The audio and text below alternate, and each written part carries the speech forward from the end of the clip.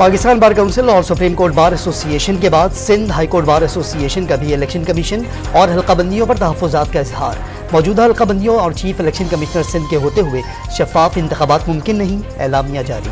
अहद चीमा को फिलफोर मुशीर के ओहदे से हटाने का हुक्म। अहद चीमा इंतखाबात पर असरअंदाज हो सकते हैं, इलेक्शन कमीशन का फैसला। फवाद हसन फवाद से मुताल्लिक फैसला 21 दिसंबर को समाअत के बाद होने का इम्कान। निगरान वज़ीर आज़म ने आम इंतखाबात शफाफ होने की यकीन दहानी करा दी। साथ ही वाज़ेह कर दिया इलेक्शन नताइज के बारे में कुछ नहीं कहा जा सकता। बलूचिस्तान की सूरत हाल ऐसी है कि सब जानते हैं कौन किस हल्के से जीतेगा। इंतखाबात किसी सूरत डीरेल नहीं होने देंगे, सुप्रीम कोर्ट डट गई।